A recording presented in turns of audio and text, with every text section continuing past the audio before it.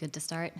Hello, everyone, to everyone in the audience, as well as the digital audience who cannot be with us today here in this beautiful auditorium.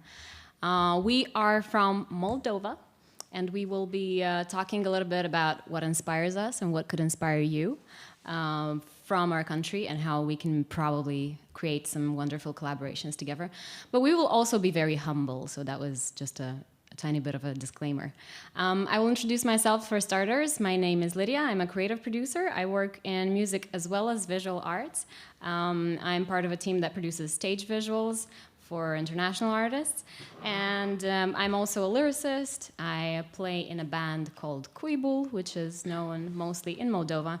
And I'm also part of the creative team of this Dobshizuk Band, which is based in Moldova, but kind of famous around Russia, Ukraine, and Romania. Yeah, it's probably worth noting that Kuibul actually opened for bands like Mochiba or the Cardigans, and Lydia had the chance to work on the visuals for the latest Foo Fighters concert. Yeah, it was for their pandemic streaming events. I got the amazing chance to work on that. So I'm kind of divided between the performing artist and me and the backstage geek that I prefer to be most of the times. Today I'm joined by Eugen, who is really a creative mastermind in Moldova. He is very well known as a trendsetter. I'll let you introduce yourself. Yeah, well, I'm quite involved with the music industry, although I have a communication background. I run an advertising agency. We are Publicis in Moldova. And I've started my career at a mobile company, so I got to know a lot of artists from Moldova for collaborations. But that started a lot of beautiful things afterwards. And if I may interrupt you here, a lot of beautiful things means like the biggest events that happen in Moldova. And also you've contributed a lot to the Romanian stage scene, so that's worth mentioning. Yeah, directly or slightly indirectly. We have organized more than 30 events for the last 10-15 years, ranging from small events. We did a lot of EDM events, and I'm actually quite thankful to the genre because I think this is how many young people begin to discover live music. They first begin with this kind of events, and then they go for something more, something deeper. And after that, I also worked on stage visuals for lots of artists. I tried to help Moldovan artists, so most of the Moldovans who actually made it abroad actually worked with us somehow. That's right, and I'm excited for your part of the presentation because I know what's coming up, so stay tuned with us. But I want to start by asking everybody here a question, and it's, think about the last time you said that you wanted to do something. I mean, maybe it was, finishing reading a book, or finishing writing some lyrics that are pending, finishing writing that fourth album for Moonlight Breakfast, visiting a relative or writing a journal, anything. Just what was the last thing that you wanted sort of like to do? Because I'm going to tell you a story which is about this guy. This is Stefan Hasselbacher from Switzerland. He is a jazz musician, part of the acclaimed jazz group Nick Barsh Ronan. And he wanted to do something as well, and he wanted to do something that is quite relatable to a lot of artists and creative minds in general. At some point, he wanted to get out of an inspiration block, and I think we kind of all know what that means and how that can stop desires and how that can trigger some insecurities. He was going through that phase exactly when he came to Moldova for the Ethno Jazz Music Festival. That's where we met. He told me his story. He said that, I really want to get out of this creative block, and I've tried different things that, the standard paths. Get exposed to new music, go to festivals, try to do some interactive music sessions with fellow musicians.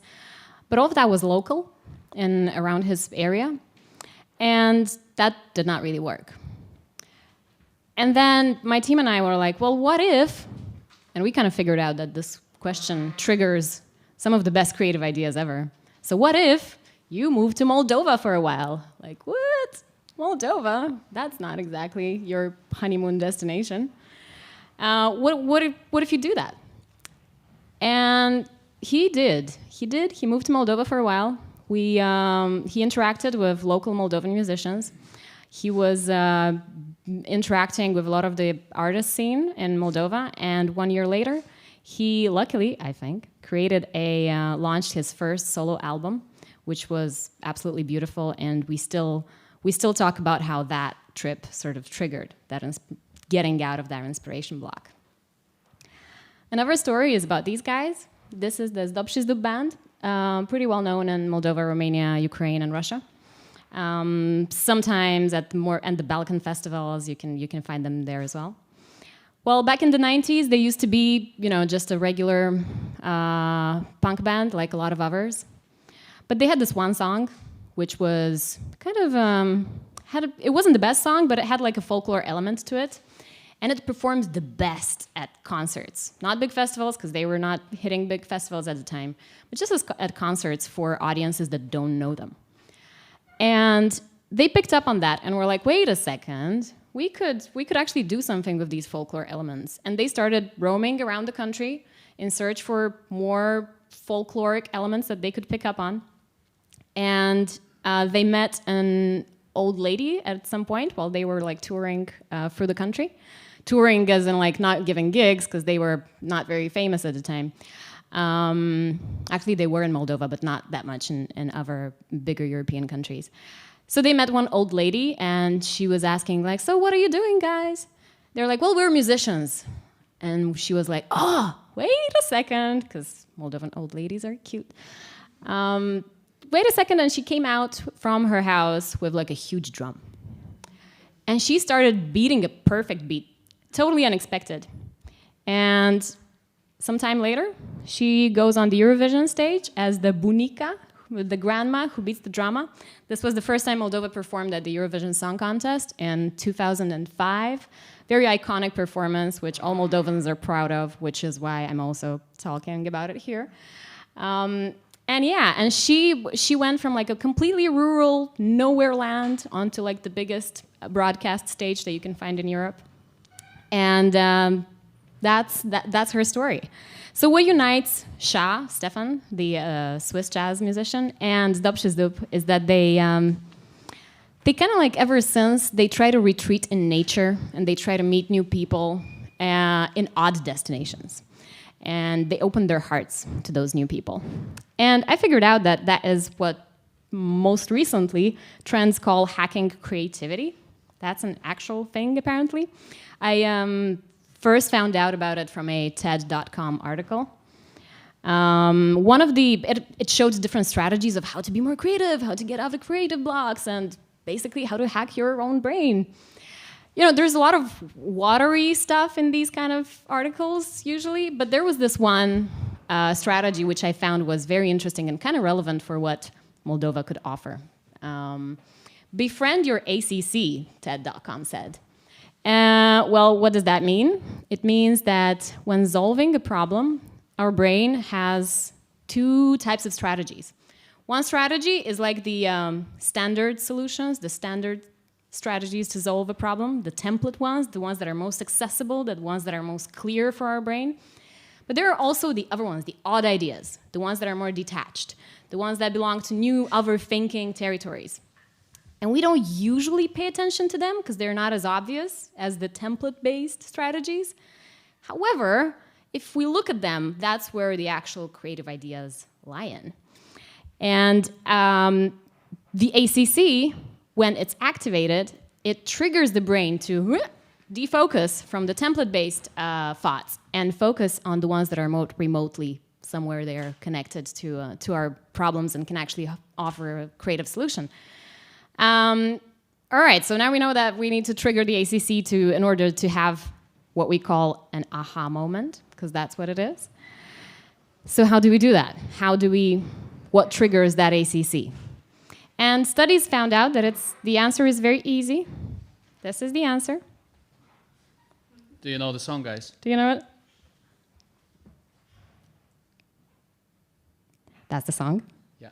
Feeling good. Feeling good is the answer to befriending your ACC and making it trigger those aha moments, activating it and forcing in a friendly way, forcing your brain to disconnect from the usual template-based routine thoughts that you have and actually go into a bit more of a creative landscape. So when in a good mood, we feel safe and secure That's what makes us feel good. We feel good also when we are fed with delicious Moldovan food. The food in Moldova is amazing, I'm telling you. All organic. We don't know what non-organic is because everything is organic. Yeah, I think it looks great before lunch, doesn't it?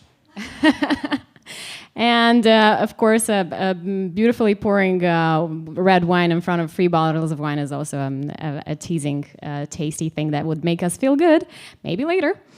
But yeah, when we're fed with delicious food, which is paired with beautiful wines, and which happens, if that happens in a beautiful landscape, that makes us connect with our inner selves in a very special, different way.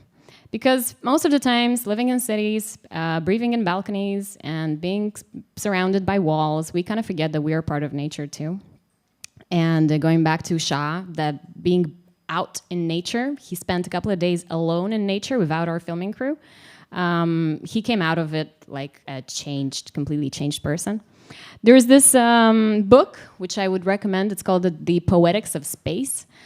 The Poetics of Space shows how dependent we are on the way we interpret the spaces around us. For example, how we define a house, how we define a shelter, how we see a different place, which is new for us, and how we perceive the elements that are in it.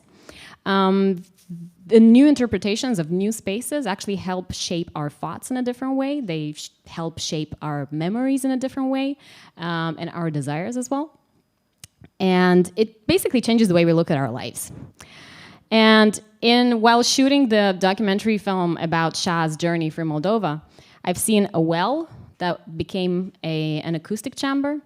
I've seen this beautiful cave become a meditation space for him. And he kind of, that's too early. And he kind of secluded himself into this nature landscape, which was completely new. It was not fancy. It was not exactly Instagrammable. It was just different and non-populated. It was an experience of solitude, of non-time, as some people call it, where he detached physically and psychologically. And I found it amazing that most of the times we don't realize that these kind of experiences can change the way we are as artists. So, and by the way, in Moldova, you have a lot of seasons with this kind of weather. Which is kind of good. So most people feel like, oh, I will go and travel to a country to get inspired in the good season. But I think according to Sir John Hegarty from BBH, he actually says that, bad weather can trigger those creative thoughts even better because you don't distract yourself on like barbecue and beer with friends. So this is also one of the arguments of why you can come in Moldova. The mud is also triggered by the fact that we have bad roads, by the way, but that is inside information. Yeah, that's more of a feature rather than a yeah, exactly. So if it's not clear yet, what I'm doing here is I'm encouraging you to come over or to encourage other people to spend a cultural residency in Moldova. That's basically my scope, and I've seen it over and over again. I have friends who come over, not necessarily artists, but they come to Moldova and they fall in love with this place, which is not exactly on a touristic map that much.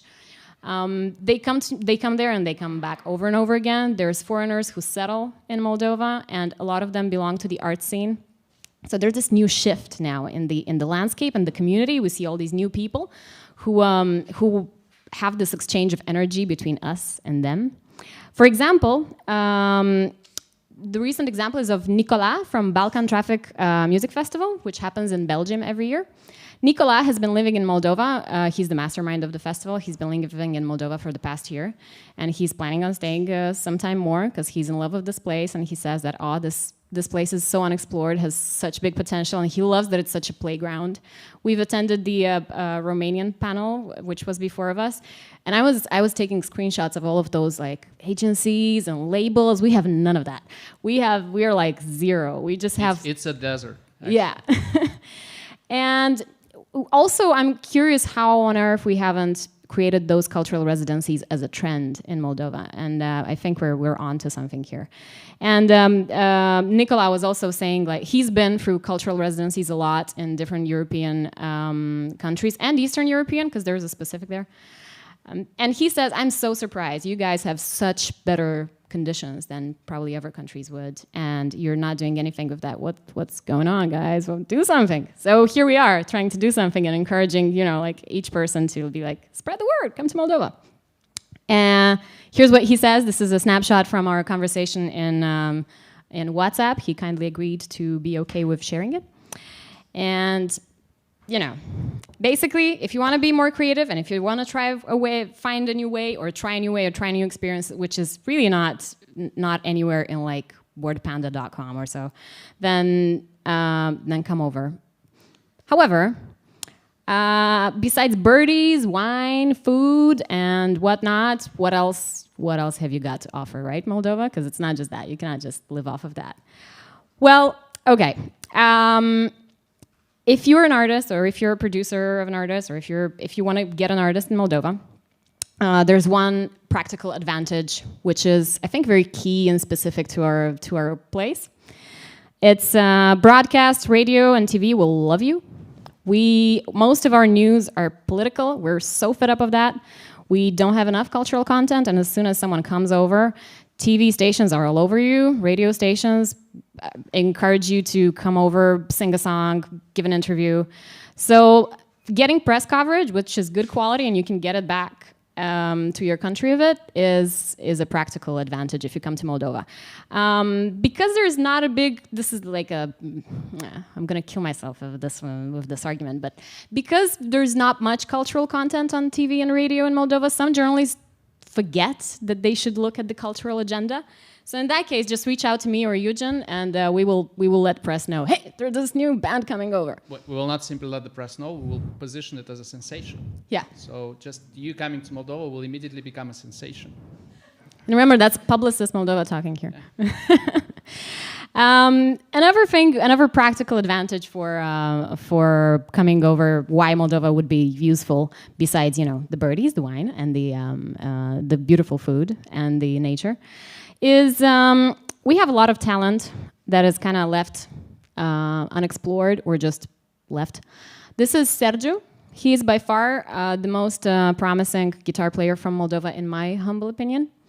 What's he doing now? He is carrying cables at some festivals, at some, I don't know, maybe some private events. And he's, I think there's a missing out on potential here, which if you're a producer and you're looking for talent catching and training new talent, there's so much amazing material and talents like that you could totally explore.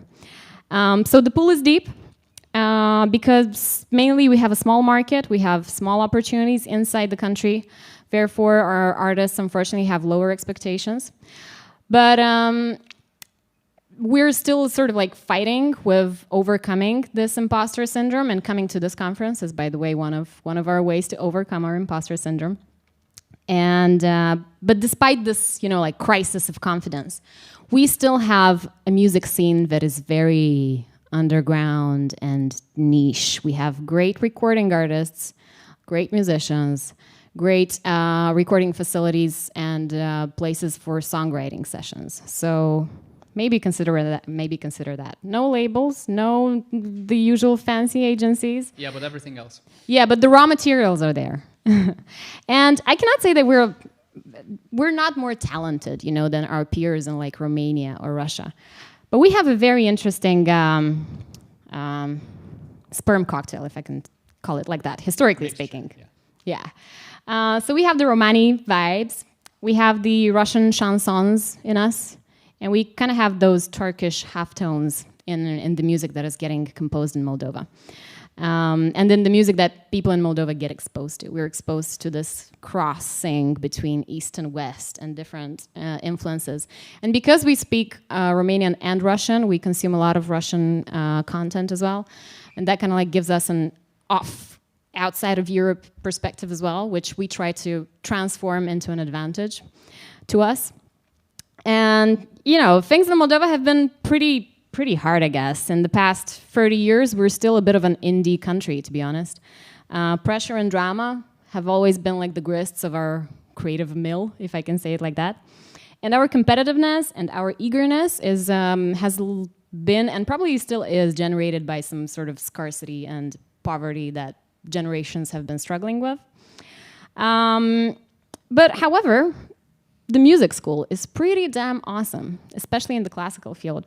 And our artists are disciplined, they're hardworking, and they're so ready to play because they've been playing weddings and birthday parties enough. They want to play the big stages. Lots of rehearsals. Yeah. I want to introduce you to some of the artists that are worth mentioning in the story of the Moldovan scene. These are the Flying Postmen, and back in the days, they became a residential artist at the Cavern in Liverpool, which is a big stage for launching artists, and the Beatles have played there, and it was amazing. The moment when the Flying Postmen went to become a residential artist there, everybody was like, "Wow, whoa, how does that happen?" Press was not really doing a good job there, so we don't have a lot of material from those times. But after that week, I can put you in touch with Lilian, who knows the guys very well, and he can tell you the story because there's a lot of interesting stories there. Another great Moldovan is Patricia Kopaczynska. She is a Grammy Award winning.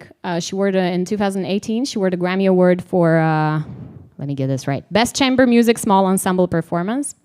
And again, classical music, pretty damn good education in Moldova. Alexandru Vublitsky, he was a member of the Leonard Cohen Band. The National Ballet Joc. Okay, why did I switch to dance? Because in Moldova, dance and music have always been together. Lyrics, vocals, music instruments, and dance, those have always been part of one communal experience. So Joc is a well-known, well-acclaimed, fantastic, spectacular ballet, national ballet, folk ballet, not the dun-dun-dun-dun-dun.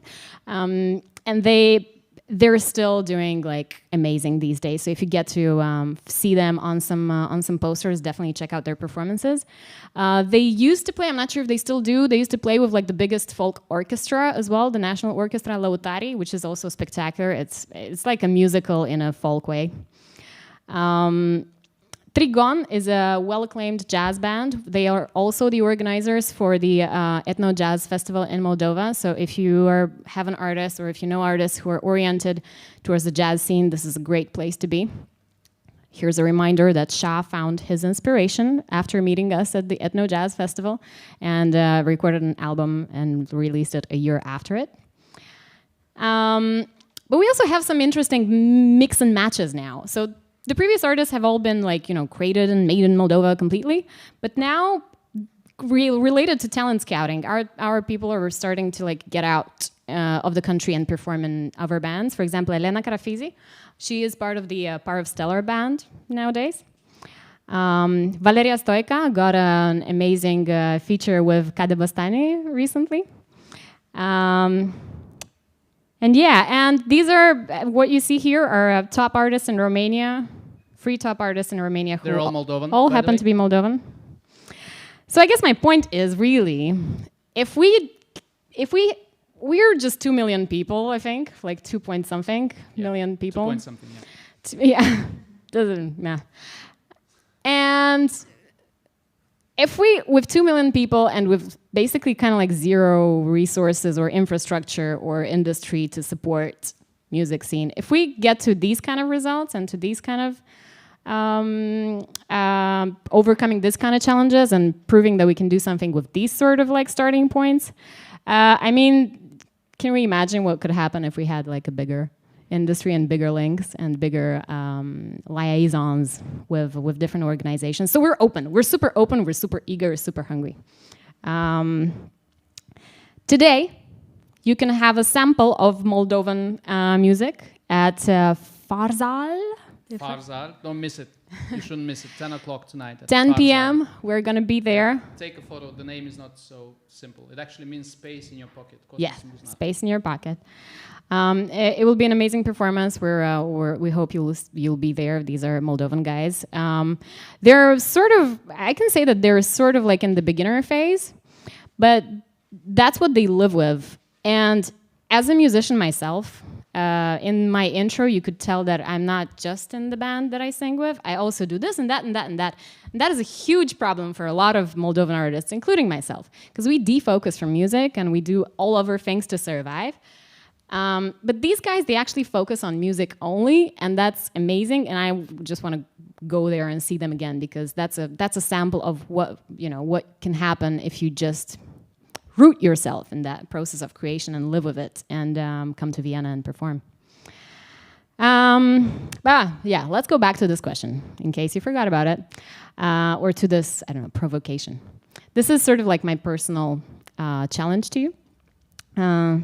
What if the next time you said you wanted to do something, you actually come to Moldova, to experiment, to declutter, to meet us, to get some press materials, to attend. Yeah, to get some, I don't know, just to have some writing sessions. We can connect you with the local studios that are empty a lot of the times, to be honest. You can declutter your mind, and just think about what could happen if you were in this sort of like space, because right now the weather is kind of like getting gloomier and gloomier in Moldova, and as we know, the gloomy weather can actually help boost your creative juices. In a couple of weeks, Moldova is going to look like this. We love autumn and the golden autumn. Golden. We say it's going to be on fire. Yeah, but not the creative fire. Yeah, of course. So yeah, I guess that's my part. Yeah. Thanks, Lydia.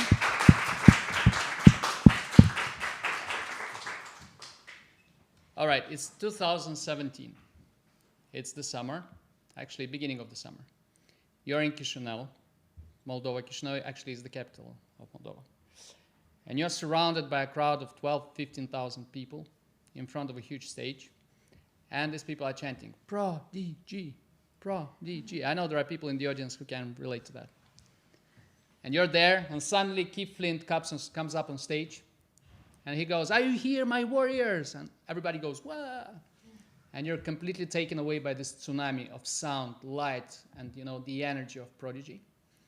And somewhere behind you, in the front of house, I'm there sitting between the sound engineer and the light engineer, looking at this, still not able to realize what just happened. Still not able to realize how did we pull this off. To be honest, the moment we announced the concert in Chisinau, during 1 month, we did nothing else but provided proofs that it will happen. People would call and say, "But will they come? Is this not a scam?" We said, "It's not a scam. Go to their website. You will see Chisinau, you will see the date. It will happen." We held free press conferences to support that. We had a major local brand to endorse it, just like a proof that it will happen. The same thing happened sometime before when we announced Armin van Buuren's world tour in Chisinau. We brought him when he was #1 in the world. Again, people wouldn't believe that this could happen in Chisinau. The same thing happened sometime before when we brought David Guetta when he was #1 in the world. And this guy, I'm telling you, he's impossible to get. The moment we got him in Moldova with his world tour, he wasn't yet in Ukraine, and I'm not sure he was in Romania with his world tour. In which year? No, it was back in 2014, I guess. So he's not really easy to get, and he was #1 then. So we couldn't realize, how did we pull this off? Well, the reality is that Moldova is a small country. We have 2 neighbors, Ukraine and Romania. But there is a little geographical catch there. You see, Chisinau is right in the center of Moldova. It has a population of around 1 million people. But there are 2 cities around. There is the city of Iași, slightly to the north, and there is the city of Odessa, slightly to the south. You see, Iași is quite far from Bucharest, from the capital of Romania. And Odessa is really far from Kiev, the capital of Ukraine. So whenever something big happens in Chisinau, we get a lot of attention from guys from Iași and from guys from Odessa. We actually analyzed the audience of the concerts, and we've seen that almost 1/3 of the people who came to the concert were from Iași and Odessa. However, we had no advertising in these countries. So it means that we're addressing, by making an event in Chisinau, we're addressing a much bigger audience. Yes, Moldova is about 2 million people, 2 million something, as we have mentioned, out of which 1 million is urban population in Chisinau, the population you can address with your concerts. But if you add Iași and you add Odessa, you go slightly above 2.5 million, which becomes interesting. But this is not all. Most artists, when they left Moldova, they would say that this was the best crowd ever. And then they would add, we actually mean it. Because, you know, the artist would usually say, oh, that concert was amazing, amazing crowd. But when they left Moldova, they actually meant it. Why? Because we are not spoiled. We don't have events every week. We don't see big stars. So when somebody important or visible is coming to Moldova, we literally lose our minds. And you could see it in the audience. All right, we fast forward. 2019 is the last summer before the pandemics. You are surrounded by a beautiful amphitheater, natural amphitheater, made out of rock, with a beautiful hill in the middle. You hold a glass of an amazing wine you never heard about. It's late summer breeze. You enjoy the moment, you love the moment, and you hear the voice of Valentina Nafornice, who happens to be a soprano at State Opera in Vienna. And she's also from Moldova. And then in a second you realize that you're actually at an opera. There is a full-scale opera happening at the moment with decor and everything. So you are at the Discorpora festival in Orgevic. It's a reservation near Chisinau. This festival started to happen some time ago. It had 3 editions, and with each edition, the interest grows. There are more and more people, young families coming to the festival. You have several stages, and you have Michael Pfeiffer from Austria directing the festival. So it's an amazing experience where many beautiful things collide. You have beautiful nature, you have amazing wine, you have this connection with the rural slow life, and you have beautiful, beautiful opera. So we've heard about nice places in Europe. We've heard about places where you combine nature with opera. But have you heard about Echetera, for example? Echetera is a little family winery that is located at the south of Moldova, 20 kilometers away from Ukraine and seaside. And you know what's amazing about it? When you arrive there, you get out of the car, you see grapes everywhere, but you smell sea. And it's an incredible experience. Perfect for small events. Have you been to Chateau Valley, which is like a fairy tale location near Chisinau? Have you been to Castel Mimi? That is one of the most beautiful reconstructed castles in Eastern Europe, recently reconstructed castles. Have you been to Milestone Underground? Imagine making an underground festival, underground in Milestone Undergrounds. How underground is that? And I'm not joking about it, because take a look at this. Milestone has a Guinness record for the biggest wine collection in the known universe. And it's not only the biggest wine collection, it's the biggest wine cellar. There are rumors that people got lost there in those wine cellars, and I wouldn't be surprised. There are places where literally for years people didn't step there. Have you heard about the little unassuming winery called Purcari? That happens to be the most awarded winery in the world in 2021. Sorry, France. Sorry, Spain. Sorry, Italy. Sorry, New Zealand. Sorry, Australia. Sorry, Chile. The most awarded winery in the world in 2021 happens to be in Moldova, and it's called Purcari. So we fast forward again, and we're September 10th, 2021, 1:30 p.m., and we're supposed to talk about our country at Waves Festival. So how do we present it? We think it's a mixture of untamed, uncultured, but amazing ingredients. You have the culture, you have the texture, you have the authenticity, you have incredible taste. And you also have the beautiful talents that Lydia has spoken about. We think that this mixture, just like, you know, the truffles in the forests of Italy or the berries in the camps of France, in the hands of chefs, they could become masterpieces. Especially now when, for the first time in the history of Moldova, we have elected a woman to be our president. And she hasn't only won, she also won practically the parliamentary elections. And she is here in the picture, the lady you see in the picture is our president, and she's followed by a couple of brave gentlemen who happen to be the president of Poland, president of Romania, and president of Ukraine.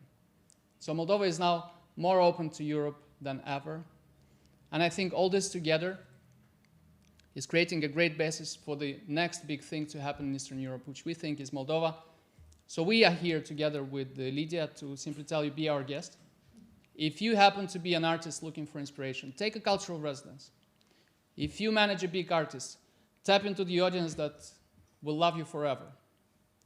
If you're creating events or event platforms, let's make the next Ziget in Moldova. If you have nothing to do with music, buy a ticket and just spend some time. It's still great, you'll love it. So yeah, thank you so much. We think Moldova is a place to really find yourself. Thank you.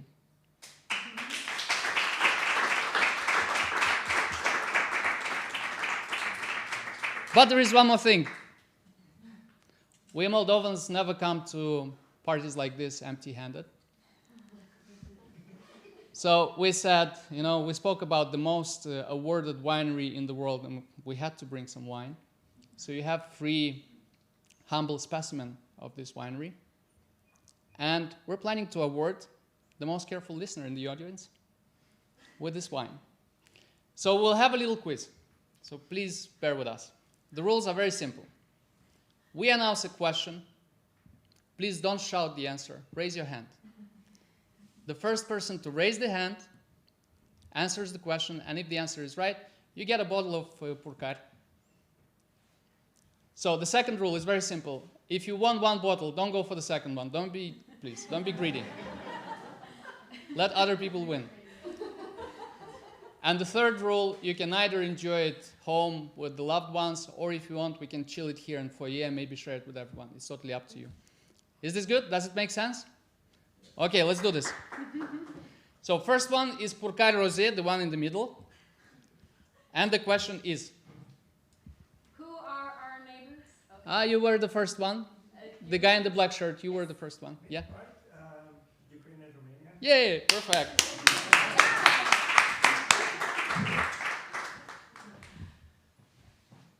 See, it's simple.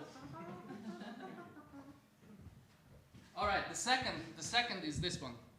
Raranyaka. It's actually, I'll say a few words about it. It's made out of a grape variety that only grows in Moldova and a part of Romania. It's called Raranyaka. It's translated literally rare and black. And this is a kind of a grape and a kind of a wine the Royal House of Great Britain ordered for quite a long time. So it's like the king of blacks. And this is the question. Valentina Nafornița is the soprano of which opera? Okay, we have the blue shirt in the back.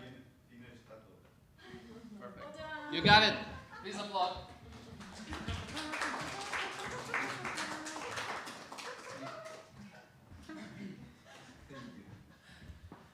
All right, and here's the last question. This one is really difficult. So I kindly ask you to raise your hand, please. Okay? But think very well. The wine we have here is my personal favorite. Yeah, look, it's written here. It's top 1% best wines in the world, according to Vivino. Second, it's the winner of gold in international contest in Lyon in 2021. It actually costs 13 euros, by the way, just to send you a message how accessible this great wine can be. So here comes the question. Please be careful, okay? Be careful what you answer and when you raise your hand.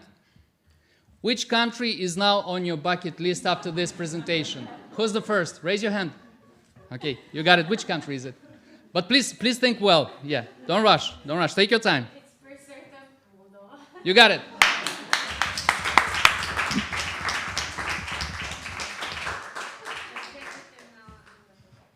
All right, guys, thank you so much. Here is a little link. You can use your Spotify to open a playlist that we've made together with the Lydia so that you can taste what Moldovan music is like.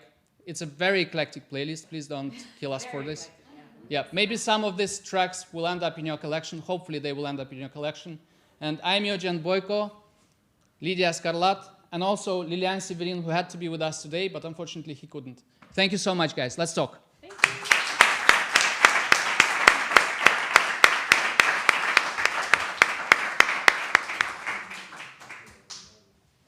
By the way, the playlist will keep being updated as new music comes up, so we'll take care of that.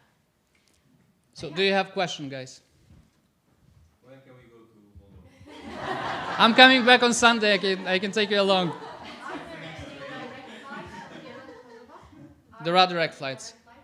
There is a flight by Wizz Air, really cheap. And there is a flight by Austrian Airlines, slightly more expensive.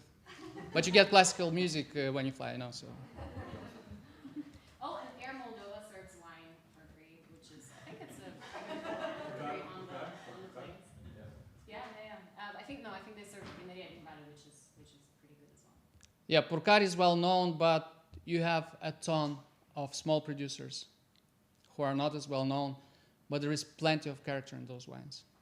And by the way, if this sounded like product placement, it's not. Purcari has no idea that we brought the wine here. Yeah. It's really, it's how we get enthusiastic about everything that happens in Moldova, because not many things happen, but those that happen well. We sort of like to spread the word around them. And excuse me, they've earned it. The most awarded winery in the world. We couldn't miss this.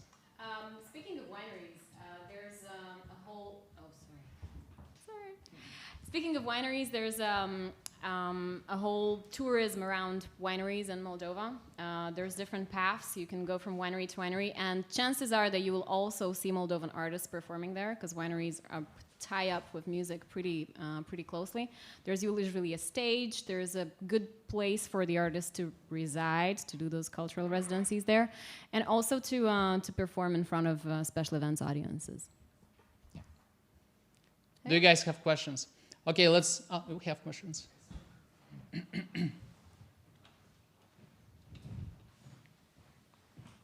Hello, I really loved your presentation. I'm super open to chatting with you later. Yeah. But I would love to ask you about the rock scene in Moldova, or maybe metal scene and punk scene. Thank you. Yeah, I can start about that a little bit. The rock scene was super thriving in the early 90s.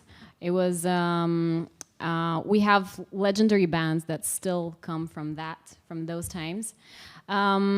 If you've been to the Romanian presentation, Yulia mentioned about the collective tragedy when a big venue for rock concerts, I think, had a tragedy related to fire there, and that impacted not only the Romanian scenes but the Moldovan stages as well. All of the rock scene was happening in shady clubs with not very good safety, and now unfortunately all of them seem to be closed, which impacts the rock scene a lot, because we did used to have a boom of rock music in Moldova. There's a trend that Moldovan artists go to Romania in order to benefit of the opportunities that happen there. So happened with the famous band Alternosfera, which is a Moldovan band, but they perform a lot in Romania. They have a great community there and a lot of following. But every time they perform in Moldova, they gather huge audiences, and the love is still there. But right now, there's a new venue in the city center in Chișinău, which kind of reminds us of this place as well, of Vuk, if I say it correctly. It's called Artcore.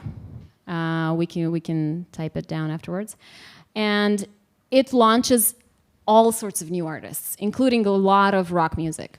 Also, Lilian, you can check him out there on Messenger and anywhere. He's part of the rock music scene in Moldova, so he would be able to answer more to these questions. But also, what he does is he has this program called Pot Music, in which he launches new bands for teenagers mostly, right? Yeah. They gather teenagers, they train teenagers, and they help create at least a song, if lucky, an album. And then right now there's some exchanges between bands. There's a lot of rock bands as well between Romania and Moldova. Overground Music is also helping us with that, together with Pot Music, with Lilian. There's some common concerts where Moldovan bands open for bigger Romanian bands. Things are moving very slowly, but they're moving. And I think I've been to several rock communities in Romania, and Moldova is like a smaller version of that. They still are there, but unfortunately, there's that many places that you can perform, because it was hard to rehabilitate after the tragedy that happened. Yeah, I would probably add to this answer being a parent. Why did I ask the question about the children when we had the Romanian panel? I think that decline of interest towards rock music, towards metal, has a lot to do with the tastes that the young generation has. And I think we, as the people who can create this taste, we have a great responsibility to cultivate taste. You know, we're quite amazed how bad is the music that our children are listening to. But how do we participate? And do we participate in general? In Moldova, if you go to a rock concert, you may have a lot of people, but you will see that they're in their 30s maybe, maybe even more. So we understand that this audience is aging. But again, with the efforts that are happening at Art Court, that is like the center of creativity in the heart of the country in Chisinau, hopefully there will be more young people connected to this genre, and maybe, hopefully it will grow. So, any more questions, guys? Yeah. Why didn't you imply to present Atmosfera, which is the biggest and most important band from the place? There's a couple of artists that we missed out on. There are many artists that we have missed out. Oh, yeah. I will repeat the question for our broadcast, for our streaming peeps. Why didn't we include Alternosfera on the slides? And my answer is, in the 15 minutes before our presentation, Eugen was like, oh, we didn't include Andrew Rail, and we didn't include like Alternosfera, and there's so many others that we are like blindsided, like, oh yeah, that's right. You know, our presentation is already beyond what we planned it to be, you know, so we had to choose carefully. But there are artists that are really interesting. We have our own DJ who used to be for a couple of years in top 100 best DJs in the world. He's in EDM, but he's also an amazing producer, amazing sound producer. And he's different from other talents coming from Moldova. You know, in the past, talents would come, but they would kind of withdraw the fact that they are from Moldova. They would try to position themselves as international artists, international bands. They would be shy of the fact that they are from Moldova. And the trend we see right now, starting with Carlos Dreams in Romania, starting with many other artists, is that they are not shy. They're proud to be from Moldova. And things begin to happen because now you connect to this kind of honesty. Alternosfera is one example, exactly that kind of example. They're really proud of what they are. They embrace their character, and it shows, and people connect to this. Oh, you had a question as well, right? You mentioned the jazz festival, Mark, Yeah. and also mentioned many jazz artists, so that makes me guess that is jazz popular over there? As a lot of things in Moldova, it's very niche. There are amazing jazz musicians, but you will see them play in, let's say there's, I don't know, like 10 jazz formations of people. But those people are kind of belong to the same community. It's more or less the same people that you see migrating from band to band. The Ethno Jazz Festival happens usually in autumn. And it's a great showcase of artists not only from Moldova, but world jazz music in general. And yeah, we do have a jazz scene, but again, it's very low key. But the musicians that are in the jazz scene, they are top notch, and they're tied to Moldova. I'm part of the Quibble band has a little bit of jazzy influences in it, and some of the musicians that we work with are very great jazz musicians. And unfortunately, the jazz scene is not sustainable financially here. Like, people would not be able to just live off of jazz music in Moldova, so they go and play, some trashy songs at weddings. And one of the greatest jazz guitar players left to Germany and became a taxi driver there. So the situation is a little bit sad. However, with being here, with getting to know new people, I think we can slowly start boosting the level of where the industry is in different genres. Yeah, I would only probably add the unexpected success of the Discorpora festival, which is opera. Yeah. The biggest demographic group in the country are people from 35 to 45-year-old. These are, we call them young families. And it looks like they're trying to visit this kind of events with their children as an effort to be more cultured, as an effort to open their children to. And as a marketer and as a communication specialist, I think that there is a huge untapped potential, because jazz was never sold like that in Moldova. It was never sold as a way to open your mind, to increase your level, to maybe to educate your children as well. And I think there is huge potential if it's positioned this way. Oh, yeah, absolutely. That's a curious thing that you said about. We haven't discussed this. No. Opera was like shocking when you said, "Oh, so many people come to nature-based opera Discorpora. performance." Discorpora. It was like what? So I believe jazz would probably even have a bigger audience. But it just needs imagine to be you have that formulated. amphitheater, you have the wine, you have jazz, you have Moldovan nature. Man, you can't resist this. And there are precedents in the region. There is the Chateau Festival in Ukraine. It's made by the seaside, but it was conceived for a larger audience. It was conceived for young families. It's family friendly, so that's why it's successful. I think it's a dream of mine to do something like that. Maybe one day we will do an event like that. But I think it's not sold correctly right now. Try adding EDM to the playlist, and to make to finish off, as it was suggested, to finish off the jazz festival with an EDM set. Yeah. No, we won't do that. All right, any more questions, guys? Let's do the count to 5. I count to 5. If there are no questions, we finished. Perfect. Thank you so much, and let's talk. Thank you so much.